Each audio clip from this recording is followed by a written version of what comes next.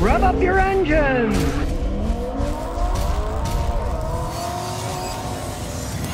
It looks like Ford and GM are going to rush to start making ventilators for the virus. Now, ventilators, basically, they send oxygen into people's lungs, and then with a tube, they remove the carbon dioxide. Of course, they can't make them on the same assembly lines they make cars. Cars are a lot more complex than ventilators. Within a couple of weeks, they should be able to get it up and running using part of their assembly plants to build the ventilators. They say, and I'm quoting, "It's more or less getting an army together to get all the different parts, and then you can set up a makeshift assembly line." They do have all the factories. They have workers. They have a lot of space. They did in World War II. They certainly be able to get something like that up and running. Now realize automakers do have those 3D printers and a lot of technical expertise to make things quickly. And they have clean rooms in some plants that can meet FDA standards. When they paint cars, they have to be in a perfectly sealed environment so there's no dust or humidity. Hey, they can use all those paint rooms to make ventilators. And realize, cars have hoses all over the place. Even vacuum cleaner companies can make hoses and stuff, send them to the auto companies, and then they can put the whole assembly together. Those 3D printers, really, if they got fast ones, you can make a lot of stuff with them. Just face it, the ventilators are already designed. People have the design. All they got to do is manufacture them. They don't have to start from scratch and design the stupid things. And those 3D printers, they can copy anything. And GM is forming a collaborative venture with Ventec Life Systems that makes ventilators so they can help them mass produce them. Now, Elon Musk said we'll make ventilators if there's a shortage, but he also said that I don't think they're probably going to need them anyway. Seeing about Musk and some of his projections or his stuff like the windows would crack when you throw a rock at him, maybe people should stop listening to the guy. The other companies, hey, they're jumping on board and get ready to make them. So, hey, he should be going full blower into this thing now like all the other people are and not just sitting back and saying, well, if they need it now, and we'll think about it. Here, GC8 says, Scotty, I got a 2008 GC8 WRX. I barely drive, turn it on once a week to let it go so the oil circulates. I've been doing this for about a year. I put a clutch in it not too long ago, and now I can't get it in gear. I push it down, I can't get it in gear. Help. All right, well, you're doing the wrong thing. If you don't have a car that you're going to use all the time, don't have it. It's a waste of money. What's happening with yours is, and I've seen it a zillion times, odds are the clutch is rusting on, especially if you live in a humid area. The flywheel, what's it made out of? Steel. What does it do? Rust when it sits there. Clutch pressure plate, it's made out of steel too. That stuff will rust and then it won't release because the clutch plate itself will rust right onto the disc. Then when you push on the clutch, you can't get it into gear. I see that all the time.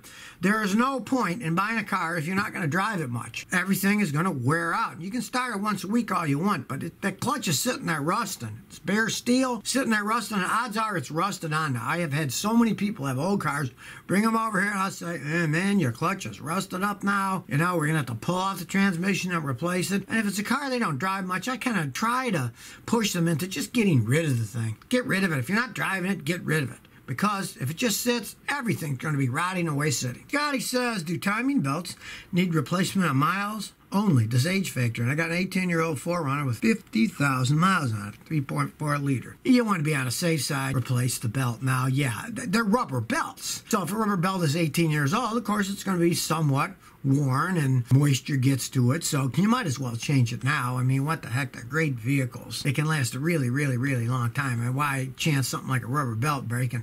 I would change the rubber belt, and I'd also change the water pump because the water pump's driven off of it, and the rubber seal on the water pump's going to be going out too. Just for preventative measures, I'd change it now because it is 18 years old. R0055 says, Scotty, is a front end alignment needed every time you change tires? I've been advised by a tire retailer it's essential. Thank you. Of course, they want to sell you things. They want to charge you money for stuff. It's not essential every time, only if the alignment is off. If your car wasn't pulling or shaking at the highway, odds are it's perfectly fine.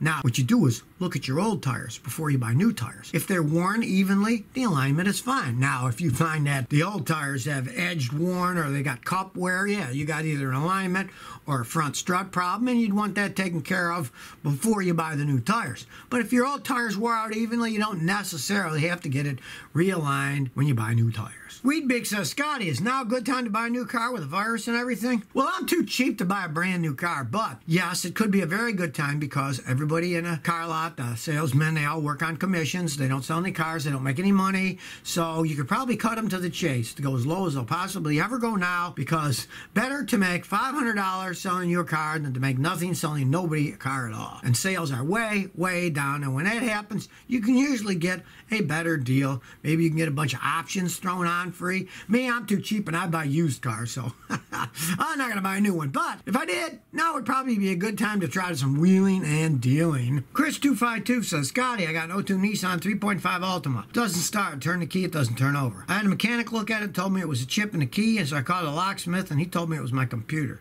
I need help. What should I do? Find somebody who really knows what they're talking about. The thing about the locksmiths and those Nissans and those chip keys, a lot of times they aren't good working on Nissans, and they can't figure it out, so they say, oh, it's the computer. You need a computer, and we don't do that. I would find a mechanic that does work on those. See what he says. Most of the time, it's either the key chip or it's the receiving unit in the steering column. There's something weird in the computer so that you turn the key on and the car won't start because the starter won't run. You can always have it bypassed by a good mechanic. You can put a starter switch on, so you turn the key to get the idiot lights on, and then you push a button to start the car. And then it bypasses all that stuff. There's lots of ways to fix things. Sounds to me like you're dealing with people who aren't very competent at what they do. Find another mechanic, start there. Punishment 456 says, Scotty, I live in Toronto. I'm into weird JDM cars. I like your thoughts on a 94 Mitsubishi Delica turbo diesel with 138,000 kilometers, so that's like, what, 80,000 miles? For 16,000, this is a good deal. It's a really old car. It's what, 26 years old. But, you know, it's a JDM car. They're somewhat collectible. Now, I know cars go more for Toronto. I lived there a billion years ago, and everything was expensive then. I suppose it's even more expensive now. $16,000. I'm assuming you're saying Canadian when that's not worth as much as it used to be, so... It's not like 16,000 US. Basically, see what a car like that goes for in your area. I mean, maybe they all go for that. And if they do, go ahead if you like it. Now, just realize that thing's old as the hills. And with that kind of age, you got to pay a mechanic to check it out. And if the guy says, okay, it's a decent vehicle, and you see that they kind of go for that price in your area, go ahead, because then if you're tired of it, you can always sell it on to somebody else. But here in the United States, that thing would be worth nothing. Nobody wants those Mitsubishis. It would go for like $5,000 or maybe $4,000. You never know. But check the area pricing. See if there are people that buy them and collect them. And if you like it, and the mechanic says it's okay, go ahead. But never, ever, ever buy a turbo diesel engine vehicle without a mechanic checking it out. Jenny J96 says, I got 08 Chevy Cobalt, went through a little flood water. Now my battery is draining out, and my parking lights and backup lights are on all the time. Parking lights and backup lights are on all the time. You went through water. You got something that's shorting out from that. Under the passenger seat of the car, there's a low wiring harness part there. And that has a tendency, water gets in it, and then it shorts the power, and it keeps those backup lights on all the time. It's a lot easier. Just take the 4 bolts of the passenger seat out, get the seat out of the way, and then look under there. You can pull the rug up, and you'll probably see where the low point is. The water was puddled up in there, and it shorted the stuff out. You can take it apart, clean it real good, dry it out, put some dielectric grease on it so water doesn't intrude, and then snap it back together. For some reason, when it does it under that passenger seat, it makes the backup lights go on. I didn't design them, but I fix them. Lonely James 9 says, I got an 05 Pontiac Sunfire. My radio says Cal error, and there's no codes, and the radio works, but it sounds like crap. Hell, you know, you want to check your fuses and everything, but you say it says Cal error, so it's getting power and stuff. Every single time I've seen one of those, it has the calibration error on it.